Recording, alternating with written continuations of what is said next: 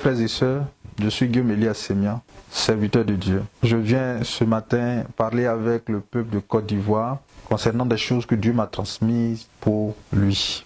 L'apparition devant vous ce matin est particulière en ce sens que je suis venu faire la lecture d'un message que Dieu m'a donné pour vous. Et donc le message est écrit, je vais le transmettre. Ce matin, c'est avec amertume que je viens devant la face du monde. Car cette nuit, j'ai été visité par l'ange du Seigneur qui m'a inspiré un sentiment étrange de tristesse et d'angoisse pour les nations et plus particulièrement pour notre Côte d'Ivoire. L'ange de l'Éternel a éveillé en mon être intérieur un sentiment profond de désolation, de consternation, au point de réveiller en moi un esprit nationaliste et patriotique que je ne soupçonnais point. Il m'a fait comprendre que je devais parler au cœur des Ivoiriens et des Ivoiriennes afin de réveiller leur mémoire et susciter en chacun d'eux le même esprit nationaliste et patriotique. Comprenez bien, mes frères, mes sœurs, que Dieu souffre lorsqu'il voit son peuple se détériorer et la nation de son alliance se perdre. L'ange de l'Éternel m'a fait revivre en un instant un songe que j'avais eu lors de ma retraite en 2018, où Dieu m'avait donné les prophéties et les révélations au sujet de la Côte d'Ivoire. J'avais vu des ombres noires qui avaient des formes de grands singes et qui étaient contrôlés par un mystique puissant, agissant de l'intérieur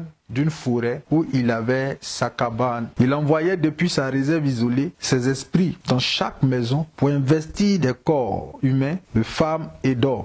Il y avait des poursuites. Certains entraient à partir des toitures, brisaient des portes et tous les quartiers étaient concernés. Dans ma vision, mes parents étaient aussi pourchassés et avaient été également infestés. Alors que je cherchais à leur porter secours, des chiens enragés comme des chiens de l'enfer et d'aspect démoniaque se sont interposés entre eux et moi. J'ai pu leur échapper et remonter jusqu'au commanditaire de cette œuvre satanique. Je crois que si l'ange de Dieu me ramène à l'esprit cette vision aujourd'hui, c'est parce que le temps semble être accompli pour prier en conséquence, car cet individu et ses œuvres ont été exposés et sa position localisée. Mes chers frères et sœurs, je suis convaincu que le temps de Dieu est arrivé pour la restauration de la Côte d'Ivoire. L'ange m'a présenté les valeurs divines auxquelles le pays et son peuple avaient renoncé et comment ils avaient adopté d'autres valeurs qui l'avaient plongé dans la confusion et qui l'ont compromis, et ce à travers l'hymne national et la devise de la Côte d'Ivoire. Mes chers frères et sœurs, savez-vous que l'hymne national de la Côte d'Ivoire est un chant prophétique qui annonce la pensée éternelle de Dieu pour cette nation? Et j'aimerais vous inviter ensemble à étudier la Bible genèse. Voici ce que je lis. Salut aux terres d'espérance, pays d'hospitalité, tes légions remplies de vaillance ont relevé ta dignité. Tes fils, chère Côte d'Ivoire, fiers artisans de ta grandeur, tous rassemblés pour ta gloire, te bâtiront dans le bonheur. Fiers Ivoiriens, le pays nous appelle. Si nous avons dans la paix ramené la liberté, notre devoir sera d'être un modèle de l'espérance promise à l'humanité en forgeant unis dans la foi nouvelle la patrie de la vraie fraternité. Frères et sœurs, j'ai relu et écouté les paroles de ce chant. Et je peux vous assurer que ces paroles sont de portée prophétique. Elles annoncent la pensée éternelle de Dieu concernant cette nation. Pourtant, nous le chantons chaque jour, mais nous ne mesurons pas la portée de ce chant. J'ai été poussé à aller chercher comment ce chant était composé. Vous pouvez le faire aussi sur Wikipédia, sur Google. Vous comprendrez que ce sont des hommes de Dieu. Tu as été inspiré et tu as écrit ces mots. Regardons de près, frères et sœurs, les paroles de ce chant.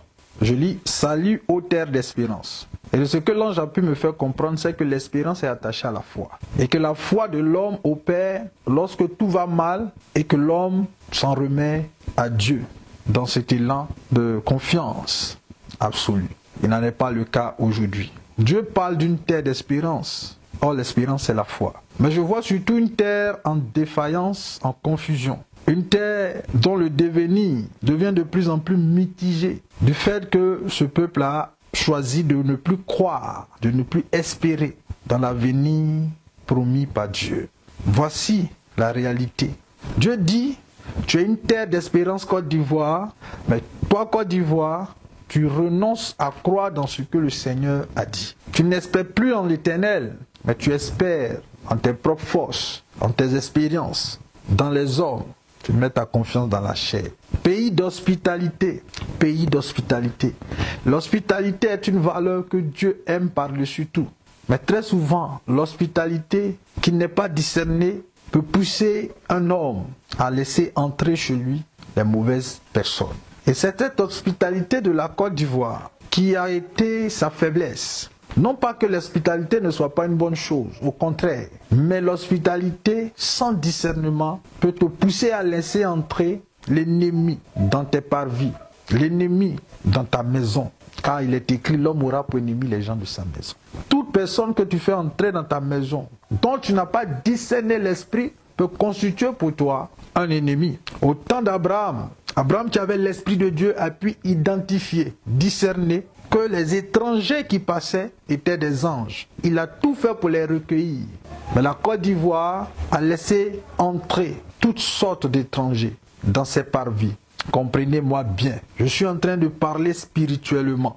La Côte d'Ivoire laissait entrer des étrangers comme des fétiches, comme des sacrifices, des criminels. Voici ce genre d'étrangers qui sont rentrés dans ses parvis, qui sont rentrés dans sa maison. Et ce sont ces étrangers-là qui ont été la base de son malheur.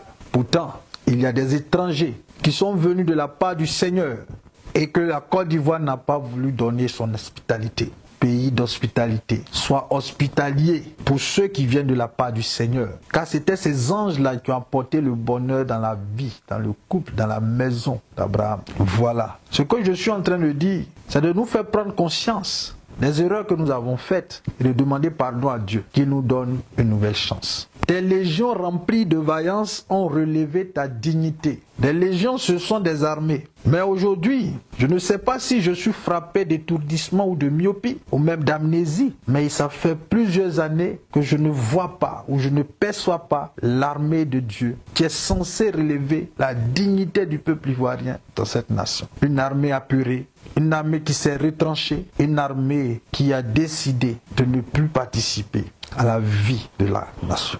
Je ne vois pas la vaillance de cette armée dont la mission est de relever la dignité perdue de la Côte d'Ivoire aux yeux du monde entier. Aux yeux, la Côte d'Ivoire a perdu sa dignité. Nous sommes devenus l'opprobre des nations. Pourtant, jadis, nous étions le joyau des nations. Légion ivoirienne, revenez de tout cœur à l'Éternel.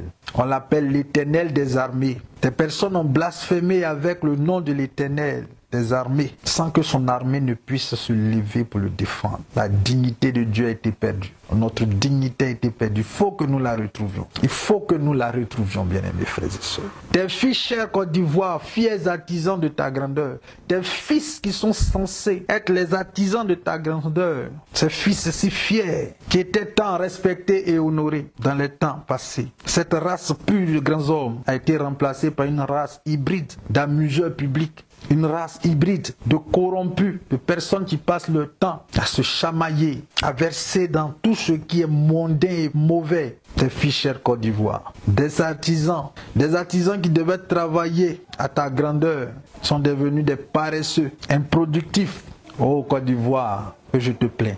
Tous rassemblés pour ta gloire te bâtiront dans le bonheur. Comment tes fils te bâtiront dans le bonheur s'ils sont désunis? De l'est à l'ouest, du nord au sud en passant par le centre, chacun cherche son intérêt, sans penser à l'autre, sans penser à Dieu. Cette gloire dont on parle est hypothétique. Ce que Dieu a dit est totalement différent de ce qui est aujourd'hui. Réveillons-nous, frères et sœurs bien-aimés. Fiers Ivoiriens, c'est un cri. Le pays nous appelle. Le pays nous appelle. Fiers Ivoiriens, fières Ivoiriennes, d'où que tu sois en ce moment, quel que soit ce que tu fais, lève-toi et réponds à l'appel de détresse de la nation, car c'est ta destinée. Fiers Ivoiriens, le pays nous appelle. Si nous avons dans la paix ramené la liberté, la condition de notre liberté réside dans le processus de paix, dans lequel chacun de nous doit s'inscrire. Tendons-nous la main les uns les autres, parce que nous sommes condamnés à vivre en paix. Les bâtisseurs de ce pays ont été des artisans de paix. Marchons dans leur voie, car c'est la destinée de la nation. Notre devoir sera d'être un modèle. Voilà ce que Dieu a destiné. Donc ce n'est même pas une affaire de Côte d'Ivoire seulement. C'est une affaire de l'humanité. Car de cette espérance promise à l'humanité, la Côte d'Ivoire joue un rôle prépondérant et particulier. L'accomplissement ne se fera que si nous nous mettons ensemble. La Côte d'Ivoire est destinée à être un modèle pour les nations du monde entier et rien d'autre qu'un modèle. C'est toi l'espérance que Dieu donne à l'humanité pour son salut. Ta destinée est plus grande que tu ne le crois, Côte d'Ivoire. En forgeant unis dans la foi nouvelle, la patrie de la vraie fraternité. Cet accomplissement ne se fera que si nous nous mettons ensemble, œuvrant dans l'unité, la fraternité, en gardant le regard sur la promesse de foi que Dieu nous donne à travers ces lignes. Bien-aimés, voici ce que je fais comme lecture de l'hymne national de la Côte d'Ivoire. Maintenant, j'ai une question. Est-ce que lorsque nous observons toutes ces choses autour de nous, que nous vivons depuis ces années, sommes-nous en train d'agir selon la promesse que Dieu nous a donnée? Bien-aimés frères et sœurs, la devise de la Côte d'Ivoire, union, discipline, travail. Regardez, l'union, la discipline, le travail sont des fondements qui devaient sauvegarder les valeurs de ce pays. Aujourd'hui, la Côte d'Ivoire est désunie. Parlant de discipline, parlant de travail, ces choses n'existent point. Nous sommes aujourd'hui un peuple TikTok, du moins un peuple toc-toc. Pays où la jeunesse ne fait que parier. Pays où on ne fait que faire l'apologie de la médiocrité. On fait la promotion des Miss Côte d'Ivoire au lieu de faire la promotion des Miss Mathématiques de Côte d'Ivoire. Aujourd'hui, un élève en Côte d'Ivoire se dit que le parcours scolaire est trop compliqué. Pourquoi ne pas être donc un brouteur? Pourquoi ne pas donc aller faire des fétiches? Parce que personne n'est là pour mettre fin à ces choses. Ceux qui réussissent sont ceux qui sont les plus sanguinaires, ceux qui manient bien les armes. Mes frères, mes sœurs, un doctorat ne vaut plus rien en Côte d'Ivoire parce qu'on préfère accéder à des postes de responsabilité par la corruption, par la maîtrise des armes. Et c'est dommage. Le système éducatif ne convient pas. L'éducation n'est pas une priorité. Parce que l'ennemi sait que s'il parvient à abrutir nos enfants aujourd'hui, ce sont eux qui prendront les décisions pour la nation demain.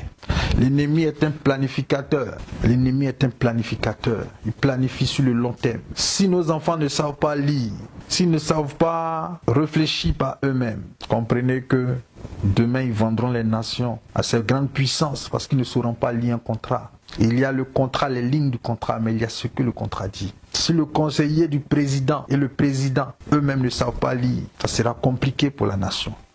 Hier, nous étions à l'école. On nous enseignait l'éducation civique et morale. Et la morale avait sa place. Aujourd'hui, la morale n'a plus sa place.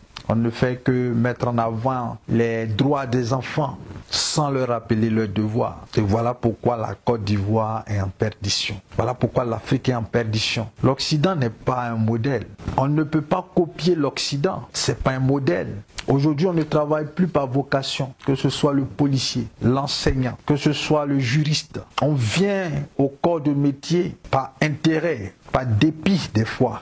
Alors, celui qui vient enseigner tes enfants, qui a été recruté d'une certaine manière, ayant payé pour accéder à ce poste, à cette position, pensez-vous qu'il est venu par vocation? Revoyons nos priorités.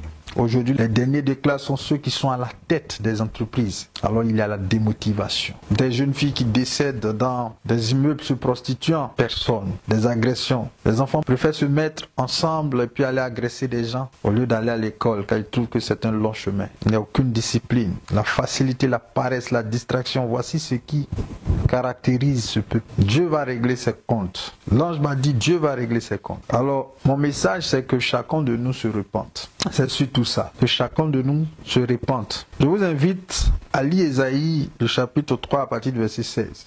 Dieu parle des filles de cette nation. L'Éternel dit, parce que les filles de Sion sont orgueilleuses. Remplacez Sion par les Ivoiriennes. Les filles de Sion sont orgueilleuses et qu'elles marchent le cou tendu et les regards effrontés. Parce qu'elles vont à petits pas et elles font résonner les boucles de leurs pieds. Le Seigneur rendra chauve le sommet de la tête des filles de Sion. L'Éternel découvrira leur nudité. En ce jour, le Seigneur ôtera les boucles qui servent d'ornement à leurs pieds et les filets et les croissants. Verset 19. Les pendants d'oreilles, les bracelets, les voiles, les diadèmes, les chaînettes des pieds et les ceintures, les boîtes de senteur et les amulettes, les bagues et les anneaux du nez, les vêtements précieux et les larges tuniques, les manteaux et les gibecières, les miroirs et les chemises fines, les turbans et les surtout légers. Au lieu de parfum, il y aura de l'infection. Au lieu de ceinture, une corde. Au lieu de cheveux bouclés, une tête chauve. Au lieu d'un large manteau, un sac étroit, une marque flétrissante au lieu de la beauté. Tes hommes tomberont sous le glaive et tes héros dans le combat. Les portes de Sion gémiront et seront dans le deuil, dépouillées, elle s'assera par terre. Voilà ce que le Seigneur annonce pour toi, fille de Côte d'Ivoire. Ce n'est pas un avenir que nous voulons voir arriver, mais si Dieu te prévient, c'est pour que tu changes d'attitude. La beauté que tu as aujourd'hui va flétrir, c'est clair. Même avec tout ce qui est implant aujourd'hui, tout ce qui est botox, ça ne peut pas cacher indéfiniment tes rides, ça va venir. Donc il faut prendre la mesure des choses et puis mener une vie pieuse, une vie chaste, une vie simple. C'est le plus important. C'est le plus important. Aux pasteurs, aux prophètes de cette nation, lisez Jérémie chapitre 23. Vous comprendrez ce que le Seigneur dit à votre sujet. Une dernière chose avant de vous laisser pour ce jour, c'est que le Seigneur a dit qu'il va faire venir son germe. Mais pour que le germe vienne, il faut d'abord qu'il y ait des sacrificateurs. Le germe, c'est le chef que le Seigneur a préparé. Le germe, c'est celui-là qui va venir rétablir toutes choses. C'est le roi. Mais il faut qu'il y ait d'abord des sacrificateurs qui vont préparer son chemin. Et ces sacrificateurs, pour l'heure, ont des vêtements sales. Et c'est l'Église, et c'est toi, et c'est moi. Il faut lire Zacharie, le chapitre 3, à partir du verset 1. Voilà, bien aimés frères et sœurs, le message que j'ai pour vous de la part de l'ange de l'Éternel. Aujourd'hui, si nous sommes devant vous, ce n'est plus pour prophétiser. Il y a un temps pour toutes choses. C'est pour appeler votre attention afin que vous vous convertissiez, que vous vous repentez. Que Dieu nous accorde cet esprit, qu'il nous accorde cette grâce, pour que le grand nombre revienne en lui-même et prenne la décision de marcher dans les voies du Seigneur. À très bientôt, que Dieu vous garde.